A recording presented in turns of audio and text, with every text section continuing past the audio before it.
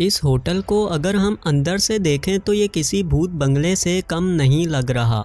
Even इस hotel में 3000 कमरे तो हैं, लेकिन आज तक रहने कोई नहीं आया। अपने दौर का सबसे ऊंचा एक पिरामिड शेप जैसा ये 330 मीटर ऊंचा होटल, जिसके बाहर तो हज़ारों की तादाद में एलईडी लाइट्स लगी हुई हैं और हर रात जलती भी हैं, लेकिन इस दौर में 57,000 करोड़ लगाकर भी नॉर्थ कोरिया ने अपना मजाक पूरी दुनिया में क्यों बनवाया, और आज तक कोई एक सिंगल गेस्ट भी इस होटल में आकर क्यों नहीं रुका। और कैसे जब एक इजिप्शियन कंपनी ने इस होटल को मुकम्मल करने की बात नॉर्थ कोरिया के supreme leader Kim Jong Un से करी, तो इन्होंने छूटते साथ ही इनकार क्यों कर दिया। तो आइए 4 टीवी की एक और वीडियो का आगाज़ करते हैं। वर्ल्ड वॉर 2 से पहले कोरिया एक ही नेशन होती थी जिसको जापान कंट्रोल करता था, लेकिन जैसे ही वर्ल्ड वॉर 2 स्टार्ट होती है, यहाँ पर सोवियत यूनियन कोरिया के नॉर्थ पर कब्ज़ा करने की कोशिश कर रहा होता है, जबकि अमेरिका साउथ पर कब्ज़ा कर रहा था। इसी वजह से वर्ल्ड वॉर 2 के बाद हमें दुनिया के नक्शे पर एक ही मुल्क के 2 पार्ट्स नज़र आते हैं, जहां साउथ कोरिया डिवाइड होने के कुछ साल बाद ही डेमोक्रेटिक कंट्री बन जाता है। वहीं नॉर्थ कोरिया भी यही सब शो करवाने की कोशिश में लगा रहता है, लेकिन बहुत से जियोपॉलिटिक्स का मानना यही है कि नॉर्थ कोरिया में आज तक अनफेयर इलेक्शन हो रहे हैं। नॉर्थ कोरिया दुनिया का वाहिद ऐसा मुल्क है जहां इलेक्शन तो होते हैं, लेकिन कैंडिडेट सिर्फ एक ही होता है, और किम फैमिली ही ये तय करती है कि अगला सुप्रीम लीडर कौन बनेगा। 1948 से ही नॉर्थ कोरिया को एक ही ख़ानदान चला रहा है, और ऐसे ख़तरनाक लॉज बनाए जा रहा है कि एक आम शख्स जिसका तसव्वुर भी नहीं कर सकता। हेयर स्टाइल से लेकर क्या देखना है वो भी किम जोंग उन ही सिलेक्ट करते हैं। साउथ कोरिया में जहां उस दौर की सबसे ऊंची बिल्डिंग बन रही थी, जिसकी हाइट 1819 फीट होने वाली थी, और हर साल विजिटर्स की तादाद में भी इजाफा होता चला जा रहा था। लेकिन मज़ा तो जब आया जब 1948 में साउथ कोरिया में पहली बार ओलंपिक का मेला सज गया। यानी कि साउथ कोरिया तो दिन दुगनी रात चुगनी तरक्की कर रहा था, लेकिन नॉर्थ कोरिया के हालात बद से भी बदतर होते जा रहे थे।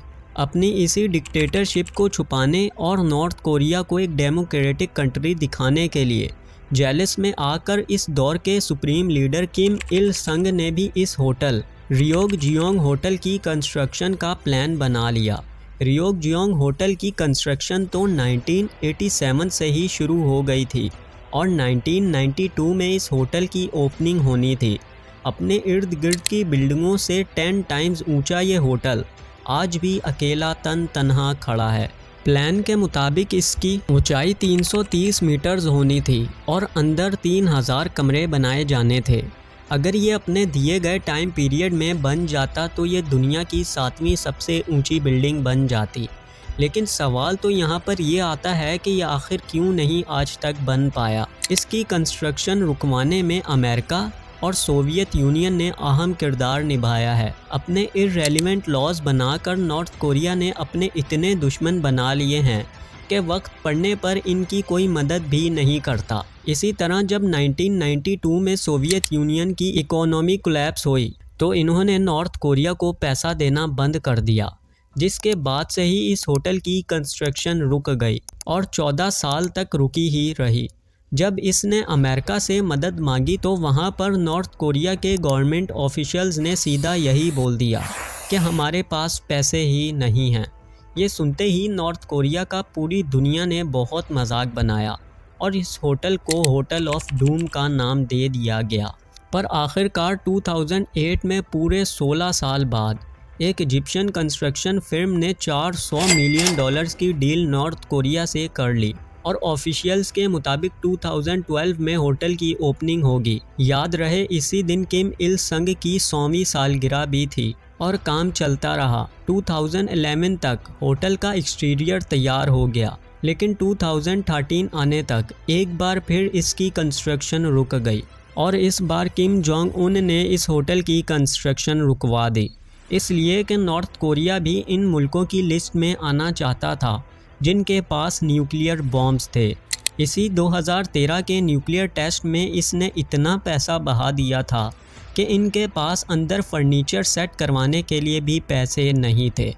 2013 के बाद ही नॉर्थ कोरिया ने कुछ पिक्चर्स सोशल मीडिया पर शेयर करी जिसमें ये होटल नज़र ही नहीं आ रहा। जब रिसर्च करी गई तो पता चला कि ऑफिशियल्स ने इन फ़ोटोग्राफ्स के साथ मैनिपुलेशन करी है, यानी कि ये एडिटेड पिक्चर्स थीं। इसी साल इस होटल को पियोंगयांग सिटी के मैप से भी रिमूव कर दिया गया था, लेकिन 2018 आते आते आखिरकार इसके सिर्फ एक तरफ कुछ LED लाइट्स लगवा दी गईं, जबकि दूसरी तरफ आज भी वैसा ही है जैसे 16 साल पहले था। एक्सपर्ट्स के मुताबिक शायद ये होटल कभी बनकर मुकम्मल ही नहीं हो पाएगा। उम्मीद करते हैं कि वीडियो को लाइक और चैनल को सब्सक्राइब आपने कर दिया होगा। मैं मिलूँगा 4TV की अगली शानदार वीडियो में। अल्लाह हाफिज़।